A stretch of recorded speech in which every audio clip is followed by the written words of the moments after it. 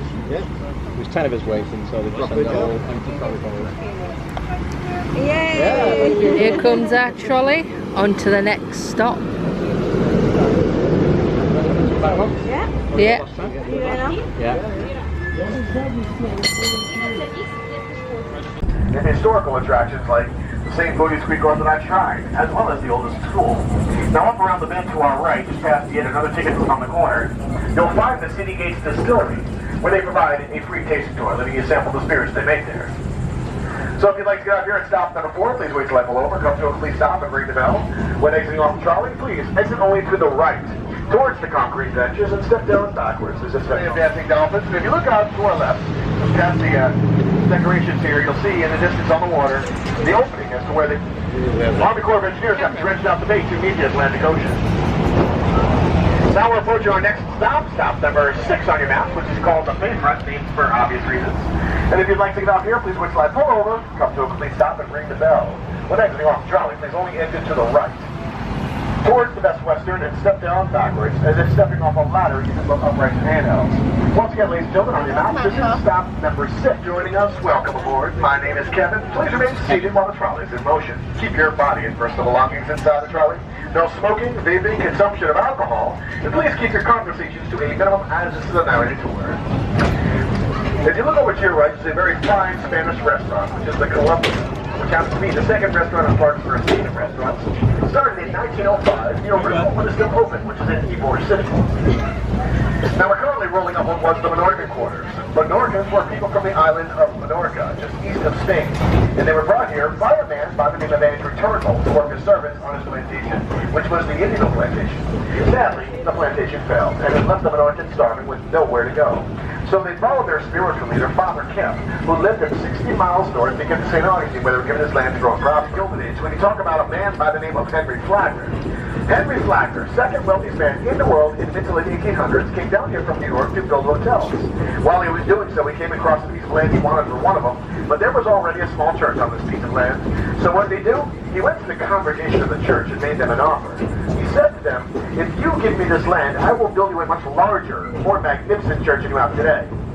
Now, ladies and gentlemen, when the second wealthiest man in the world comes to you and says he wants to build you something, just say yes. Yes, please, and thank you. Because around the corner from this stop sign, I'm going to show you the church that Henry Flagler had built in order to obtain that piece of land that had the original small church on it. Little skeleton there. Been waiting a while for a drink, isn't Yeah. I think he's been so bad then. Turning on to Cordoba Street, I'm getting word to her daughter, Margie. Shortly after Margie's birth, Margie passed away, leaving Ted and Louise very sick. Henry Flagler got word of this and immediately sent for her to come down on his railway so he could take care of Jenny Louise here in St. Augustine. Unfortunately, he didn't get the opportunity. Sadly, she passed away in transit. Henry Flagler then built this church in their honor. Henry Flagler spent over $200,000 building this church out of his own money. The seats over 600 and took less than 1 year to complete. Standing out even much more than size and beauty was at the time, it was also the first hotel to have hot and cold running water and electricity in every room. And that was even before the White House had that. Electricity back then was still relatively new, so you can imagine it was still scary to a lot of people. So what Henry Flagler did to put his very wealthy clientele at ease was, he hired an entire staff of people he called switchers. Their jobs? Turn the lights on and off for the guests as they came and went. I know, it sounds crazy, right? Wait till I tell you just how much it costs to stay here. Yep. Wait till I tell you how much it costs. The Ponce de Leon was a seasonal hotel, only open 3 months out of the year. And if you wanted to stay here, you had to pay for the entire season. There was no variation of price. If you wanted to stay for a day, a week, a month, that was irrelevant, as the price was still for the entire season, at the cost then of $9,000. Wow. In today's money, that would have been the equivalent of over $300,000 for a 3-month stay at the Ponce de Leon Hotel. So you knew you had to be incredibly wealthy to stay here, or at least get sitting president. That's when you got to stay for free. The electricity that ran through the hotel was provided by generators installed by Thomas Edison. They've long since been removed, but I believe the first initial 2 that were installed can be found in the Smithsonian today. And that was built by Henry Flagler's friend, Franklin Smith, the one who built that winter home made of poured concrete construction that sparked the interest of Henry Flagler. Well, that winter home where Franklin Smith is now, up ahead of us to our left, past the Chase Bank. And when Franklin Smith built it, he did it with the inspiration of the Alhambra Palace in Spain, which will explain why it looks like the corner of a castle. But today it's now the Villa Zareta Museum and our next stop. Stop number 9 on your maps. When I first came to the Villa Zareta, I never thought I'd seen an Egyptian mummy in person before until I saw the one on display here. And across the room, hanging on the wall from the Egyptian mummy, is an Egyptian rug that's over 2,400 years old, made entirely of cat hair. I know, it's totally gross. Now this is a semi-self-guided tour museum. Semi-self-guided meaning when you first walk inside, they're going to ask you what language, Spanish, French, or English. Then they're going to hand you a little MP3 player style device, which will talk you through the entire museum. Remember when I was talking about how Henry Flagler spent over $84,000 building a church just so we can get a piece of land worth $4,000? Well, when the London Museum to our right was originally his Hotel Alcazar, Henry Flagler really wanted to have the park you see sitting in front of it to our right. This park is the $4,000 piece of property. And as I turn here, coming up on our left, again, the Casa Monica Hotel, built by Henry Flagler's friend, Franklin Smith. As we cross over Dr. Martin Luther King Jr. Avenue, we'll be entering the Yalaha Orange Plantation. Yalaha is Seminole Indian meaning orange, and this is where the plantation was before the trees gave way to the trees. But in just a moment, coming up on our left, will be the actual plantation house for the Yalaha Plantation. It sadly fell into the category of demolition by deterioration, as a lot of historical homes do when there's no funding or anyone living in them. However, today, the current owners are now in the midst of restoring this beautiful house coming up on the left back to its original glory. The house was originally owned by P.B. Dumas, who was the half-brother to the author Alexander Dumas, who wrote the Count of Monte Cristo and the Three Musketeers. Now, something else I do enjoy talking about on my tours, aside from the history of the city, are restaurants that I've been to that I find it personally be noteworthy that would pass along the way, and one of them's coming up. When I first started coming to St. Augustine, I was told that the best seafood restaurant in the city was the St. Augustine Fish Camp, which I immediately dismissed as a very bold statement to have been made here in a waterfront city, given how many options you have to choose from. And then I came there for myself, and well, I tried it, now I agree. Although personally I can't make the claim I've been to every seafood restaurant in the city. So can you see there, everyone's leaving the chairs. Too much longer because so they're doing a firework display tonight. Tickets on the water because all the chairs are facing the water. Exit only to the right. Towards the museum and step down backwards, then stepping off a ladder to go upright and inhale. And ladies and gentlemen, if there is room next to you to make room for another, please do so. Make a friend today. Be kind. Forward to a row. This is stop number 18 on your maps. The Ripley's Believe It or Not Museum. Please only exit to the right, please.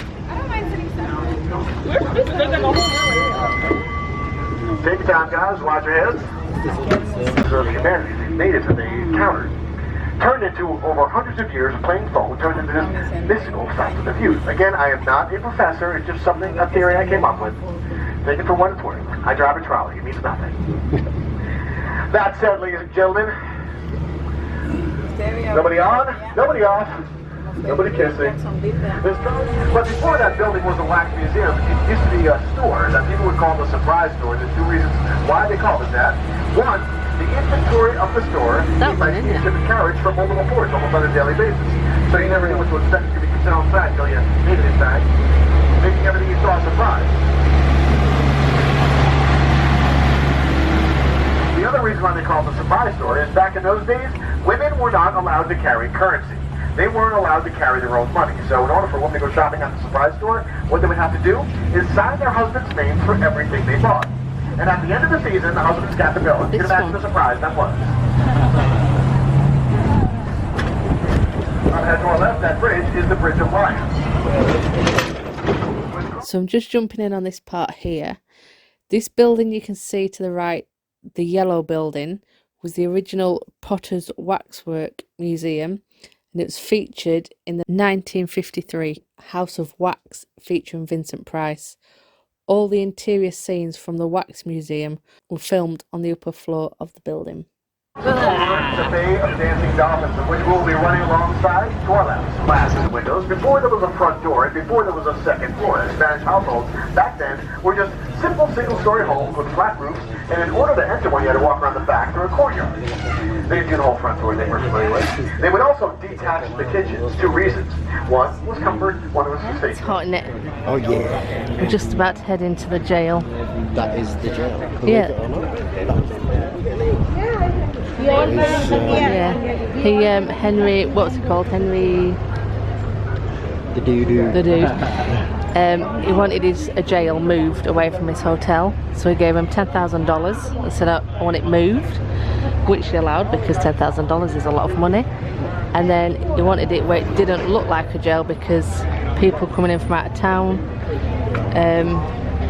the railroad passed here and he didn't want people, you know, to think it was a rundown place. And it looked that pretty. People kept going up to the door expecting it to be a hotel. So in the end the sheriff had to sit outside and pretty much chase him off. Everybody knows what these are, right? Especially that tall guy with the blue shorts. Excellent to each other. He's got 3 of these in his basement. Look at that, you cannot slap that smile off of him. Birdcage. Put you in there 2 consecutive days, no food, no water, nothing. Put a rope around you hanging from that tree 35 feet up in the air, and then you're going to swing. Why is it only 2 days? Because it takes 3 days for the human body to die without water. We don't want you to die, we just want you to suffer. Usually I put the kids in there. I like this man.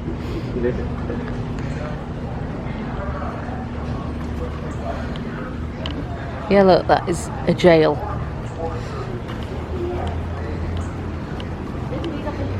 Can you take picture here? After the tour. Become a trustee like me, don't get caught snooping around here. It's like you're going to get a severe beating. Follow me, give me a line up. Oh, what are you cutting?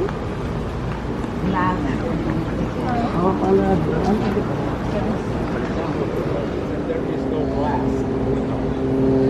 No, some of you are looking at it, you think you see glass. Those are hallucinations. More like a kilo usually.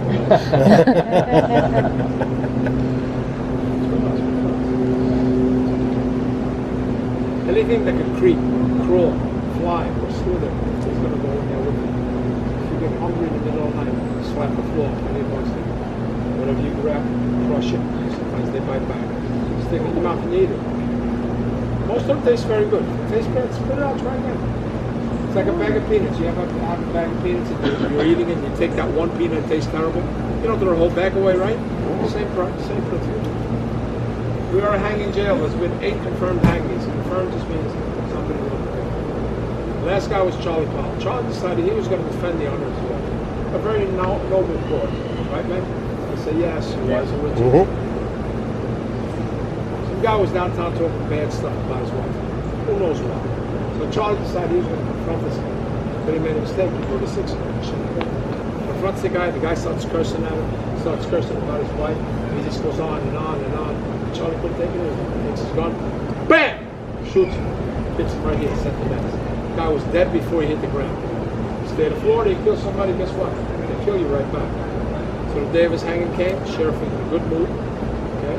He had about 500 people there, and he was feeling happy. So one of the deputies comes out and says, Sheriff, we got a problem. He goes, what do you mean we got a problem? Charlie won't wake up. You won't what? Please don't yell at me, Sheriff. We kicked him, we poked him, we shook him, we poured water on him. He just won't wake up. Get him out here. He knew that Charlie was aware of a little rule that says if you can't stand, you can't hang. So he knew that Charlie was malingering also. So he says, fetch me a board, a big one, a fat one, heavy one, strapped to the board. Folks, don't worry, our hanging will happen today. It'll be up in 2 minutes. Strapped to that board. Drop them up. Look, everybody's standing out. And they're all going, yeah, they can't be seen. Put them up there, put the rope on, open the trap door. Charlie comes down. The rope breaks because of the weight of the board. Hit here, flipped over, and landed right there. That's okay, it's not dead now. Sheriff was 50 behind himself. He was so angry. He said, I can't believe this. I promise these people a decent hanging. This is what I get. This is not acceptable. Then the doctor. The only time you can see a doctor is when the doctor around somebody dead. Or sick, you're not going to see it. The doctor looks at him and says, Sheriff, he's not dead yet. What? Yeah, he's still breathing. Good! Fetch me another rope, a bigger one, a fatter one. We're going to hang him again. Everybody knows you're not supposed to hang a man's wife. No. This is Sheriff Perry. Not only is he a big guy physically, he's also very well connected politically. Not the kind of guy that's ready. So they went to get the rope. By the time they got back, no Charlie had taken his things. Now, I can give you some advice. Take it or leave it. If you see the sheriff, do not bring this up to him. He brings it up to you, I believe you don't know what he's talking about, right? Because he's still mad about it. He's looking for somebody to take it out on. should be here. Oh my god. All of us in this one cell? Aye. Yeah, everybody in there. Oh, man. Wow. What have you done, Maxine? What have you done? What have you done? There's too many women.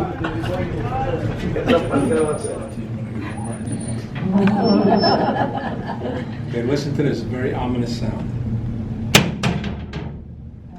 And then the silence comes. And then the teardrops start coming in because you realize you're in a jail and you're going to be in here for a long time. These mattresses are filled with exotic imported Spanish moss, imported right from across the street. It is a home for chicas, red bugs, bed bugs, things that like to bite you and suck your blood. At first it's going to hurt a little bit, but then it feels good. Okay? Anybody see a bucket somewhere? Yeah, Yes. right here. Okay, that is your potty bucket. I'm going to give you Oh, we're in instructions trouble. on how to empty it out, not how to fill it. You should know how to fill it. Before it gets too sloshy, pick it up from the bottom and the back and slam it into that window as hard as you can. Everything should go flying out. Keyword is should. It'll be good after a while, don't worry about it. And be nice to the girls next door. They don't have a window. You make them a little mad, this stuff is going to come flying right through there. Okay? Now girls, I have to talk to the men for a little bit because I'm boss Benny. I got to try and make some cash. Okay? Could you girls do me a little favor, please? Now? Could you miss me while I'm gone? Because I don't get that anymore. I don't care if you lie to me. Still please me, okay? I'll be right back. Talk amongst yourselves. Men?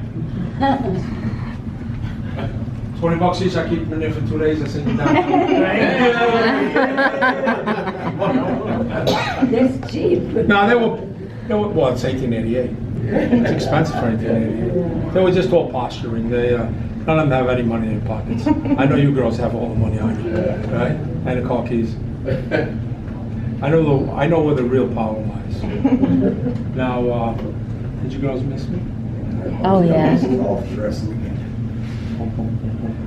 Thank you so much. Did you miss me? Yeah. Ooh.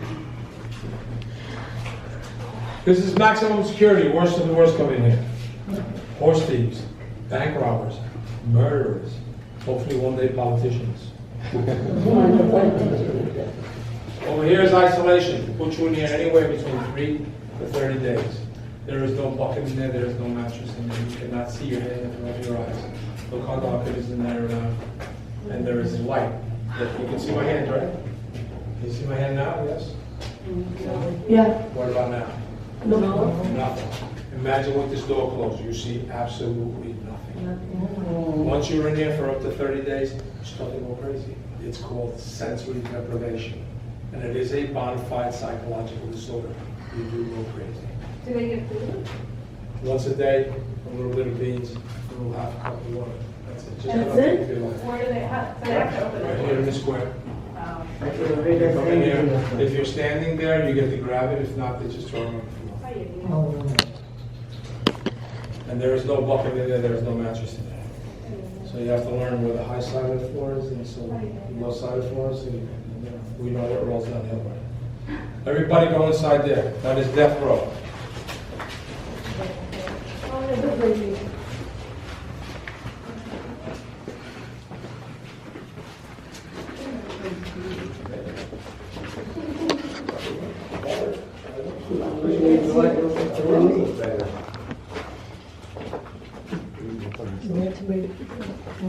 Death row. Put you in here 30 days before you're hanging there. So you can stare at what's waiting for you, the gallows. Oh. They force you to watch other men get hung. 10 days before your hanging day, you have to build your own set of gallows. So you have to build the instrument of your death. Not only do we have physical torture here, we have psychological torture. Come on up. Are those real etchings? Yes. Those are people, remember I told you outside you had 8 confirmed hangings? These are the ones that were not confirmed. We had no paperwork on them. But I had proof. If your name was on here, you were in there. Come on up, folks. 1948. They're on the walls. Which one?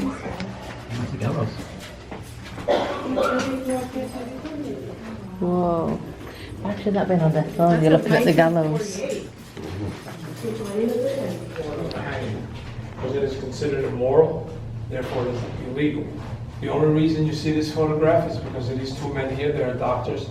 They're going to conduct a medical experiment.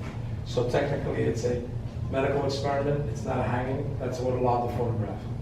What they want to do is they want to find out how long a man can respond to stimulus after he's hung. The way they're going to figure this out is they're going to ask him a series of questions. And tell him, open your hand for yes, close your hand for no.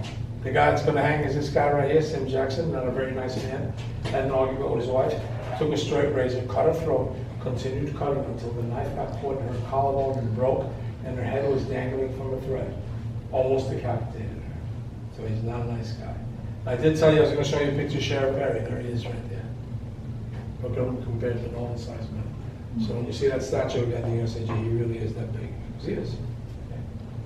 So they put the rope around him, he comes down, they start asking him questions, he answers yes, no, yes, no, yes, no, for 10 consecutive minutes, but he wasn't dead yet. He didn't die for another 4 minutes after that. So for a total of 14 minutes, he hung there struggling, strangling, in misery, and pain, and agony, which is why they call it cruel and unusual punishment, and there's no longer allowed in the States today. This is the kitchen.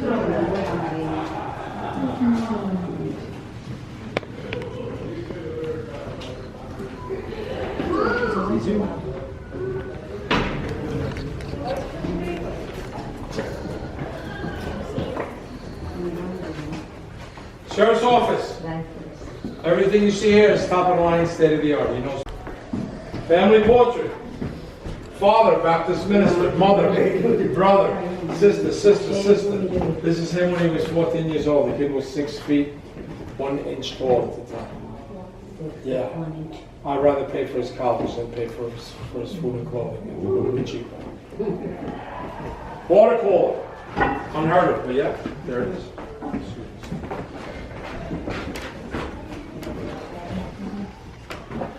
Fingerprint kit. First fingerprint kit in the state of Florida, you got it first. Because about the history of the jail, I don't even like history. Please, I got bills to pay, I got mouths to feed. Nothing gonna come my way until I close my eyes.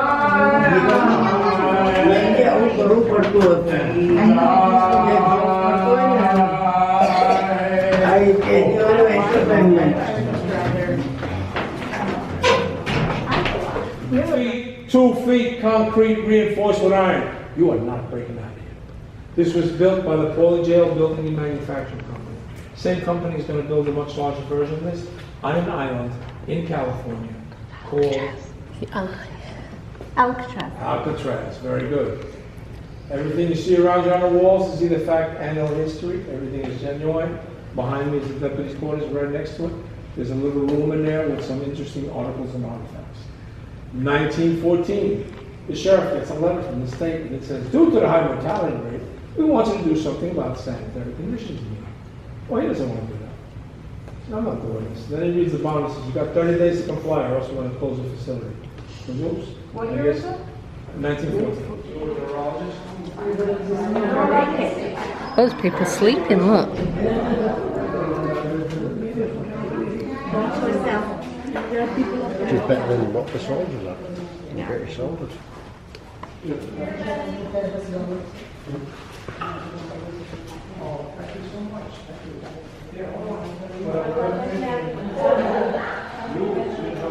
Look at the width between the beds.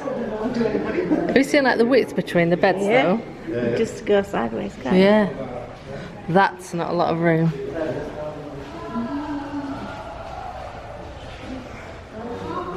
Oh, there's some weapons.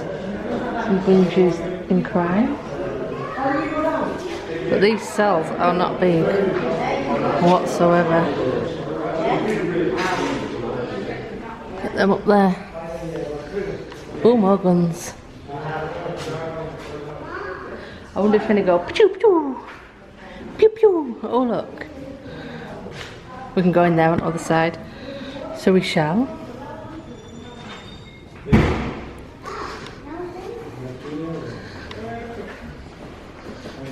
I can give you 20 if you want. Wow. You don't have to fill that out now. Okay. It's prepaid. You can throw it in a mailbox or anything like that.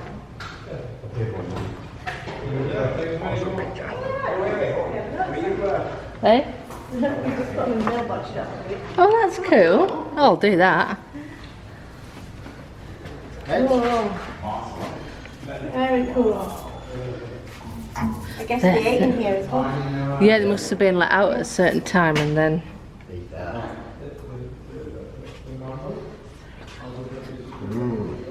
Well, that's it. Look at the gap though. Yeah. Yeah. It is. It's lovely. Lovely in here. It's lovely as in a history piece. Ah, so this is the sheriff's bedroom and living quarters. They're having a nice game of cards. Yeah. Holy socks. Oh, I's having a little snooze. So that was the old jail talk. Yeah. It was very good. It was amazing. And our tour guide was awesome. Yeah, it was. Yep. So that's where they used to hang them. The gallows. Looked a bit different back then. Aye. So we are back from St Augustine. Yay, we made it. Amazing time, amazing place, Yeah. amazing memories. Amazing people. Amazing jail. Made even better Amazing, going with these two. Yeah.